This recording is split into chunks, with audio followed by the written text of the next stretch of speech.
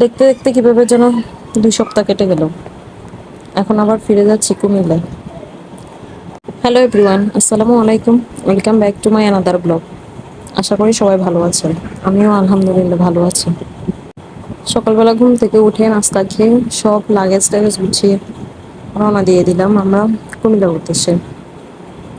সামনে যেহেতু কোরবানির ঈদ, তাই ছোটো বোনকেও সাথে নিয়ে নিলাম। সবাই একসাথে বের হতে হতে প্রায় 12টা, সাড়ে 12টা বেজে গিয়েছে। রাস্তায় একটু জ্যাম ছিল, তাই বাসায় ফিরতে ফিরতে প্রায় সন্ধ্যা হয়ে গিয়েছে। কুমিল্লা ঢুকতেই দেখি ঝুম বৃষ্টি। এত ঝুম বৃষ্টি দেখে শ্বশুরবাড়িতে না গিয়ে আম্মুর কাছে চলে এলাম। আম্মু আমাদের জন্য দুপুরের আয়োজন করেছিল, কিন্তু দেরি হওয়ায় আমরা তো বাইরে খেয়ে ফেলেছি।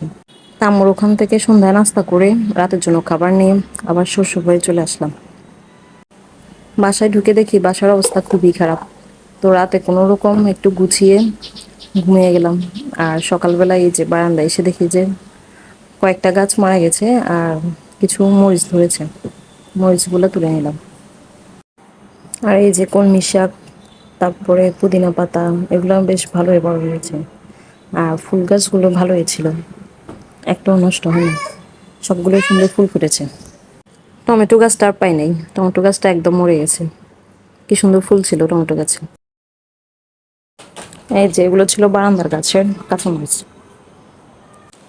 গাছের একটু সেবা যত্ন করে চলে আসলাম রান্নাঘরে।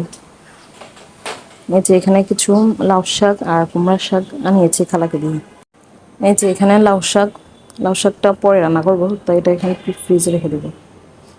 আর আজকে রান্না করব কুমড়ার শাক, এই যে চিংড়ি মাছ দিয়ে আলু দিয়ে রান্না করব। আর মাছ ভুনা করবো, রুই মাছ ভুনা। আর এটা ছিল গতকালকে সবজি রান্না, তো এটা একটু গরম করে নিলাম। আর এখানে একটু এখন চিংড়ি মাছগুলোকে হালকা ভেজে নেব।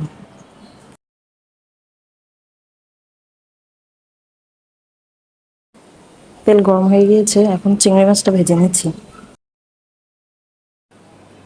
খুব বেশি ভাজবো না, হালকা একটু ভেজে নামিয়ে ফেলবো।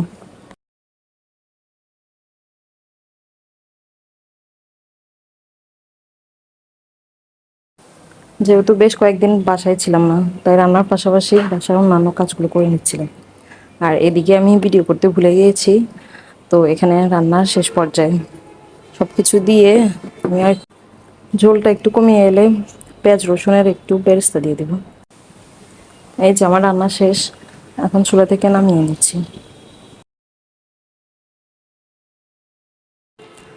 রান্না করতে করতে দেখি একটা পার্সেল আসছে। আমার ভাইয়ের ছেলের জন্মদিন ছিল 9 তারিখ। যেহেতু আমরা ঢাকায় ছিলাম, তাই আমরা আসার পরে করবে বলছে। এখন কেকটা আমি রিসিভ করলাম, আর কেকটা নিয়ে বিকেলে আমাদের বাবার বাড়ি যাব। কেকটা ছিল আম্মুর পক্ষ থেকে, ঢাকা থাকতেই আম্মু এটা অর্ডার দিয়েছিল। এই জন্মদিনের কেক কাটা এগুলো হচ্ছে বাচ্চাদের জন্য। বাচ্চারা আসলে একটু বেশি আনন্দ পায় কেক নিয়ে আসলে। ঈদ উপলক্ষে আমার কাজিনরাও আসছে, আর আমাদের তো পিচি বাচ্চি আছেই।